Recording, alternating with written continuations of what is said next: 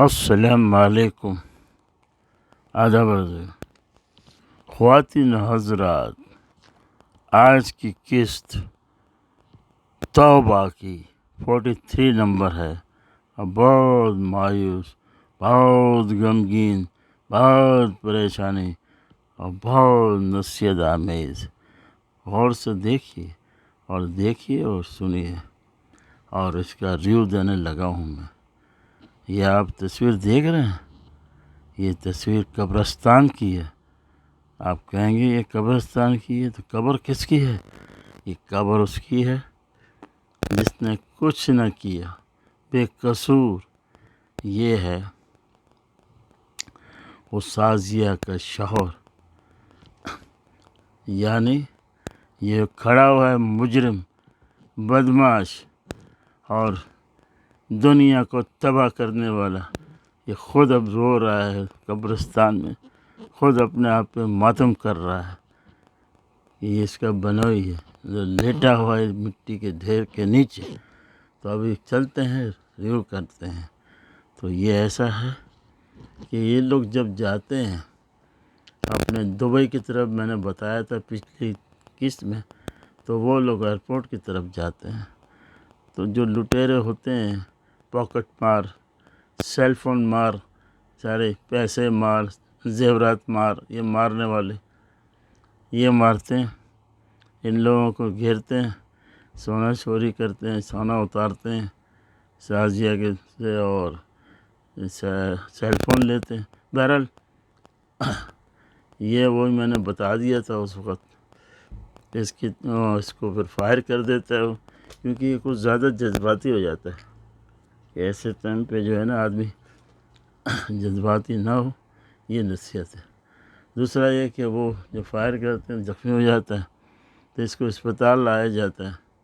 اب یہ اس قسط کے اندر بتایا جاتا ہے کہ اس کا آپریشن ہو رہا تھا اور اس کو اتنے زیادہ گہری چوٹ آئی کہ وہ انتقال کر گیا، اللہ کو پیارا ہو گیا۔ کون؟ وسیم، جس سازیہ کا شوہر، اور جو کھڑا ہوا ہے گنڈا، اس کا بنوئی۔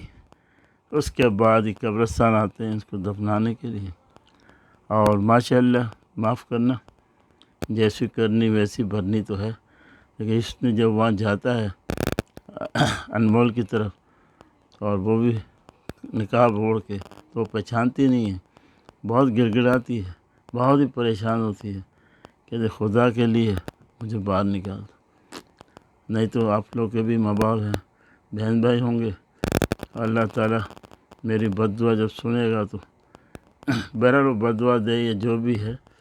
تو اس کے بعد پھر یہ جو ہے ادھر کھڑے ہیں قبرستان میں۔ اچھا، اس کے بعد کیا ہوتا ہے، وہاں سے پھر وہ پولیس والے آتے ہیں گھر پر، جو بھی ایف آئی آر وغیرہ جیسے کہ روز مرہ کا کام ہوتا ہے ان کا، گھر پہ آتے اس کے باپ سے ملتے ہیں، اور سارا گھر جو ہے ماتم کنندہ بنا ہوا ہے، وہ سب اس کے بعد چلے جاتے ہیں۔ اس کے بعد ڈاکٹر آتا ہے اور وسیم کے پھر ایک انتقال کی خبر دیتا ہے، اور وسیم کو قبرستان لے جایا جاتا ہے، اور زیادہ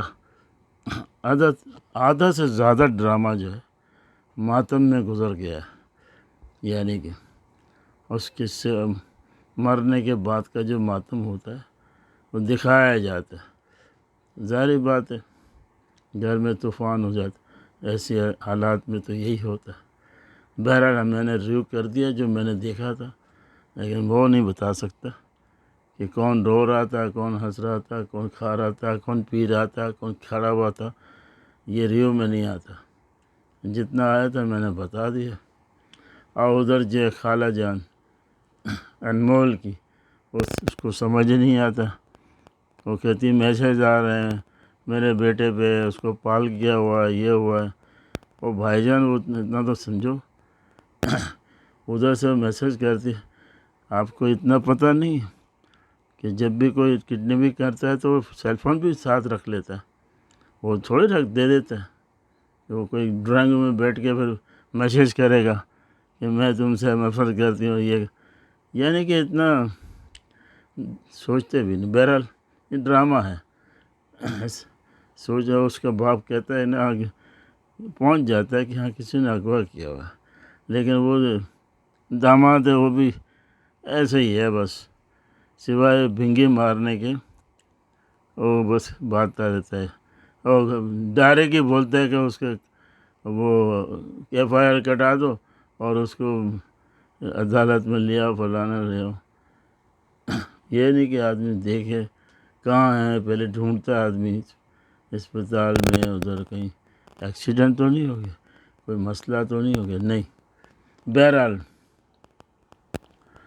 وہ آتی ہے بتاتی ہے تو بھائی اس کے باپ کا یہ برا حال ہے، بیمار پڑا ہوا ہے، چھوٹی بیٹی ہے بیچاری وہی پریشان ہے. اور بس یہی دکھایا.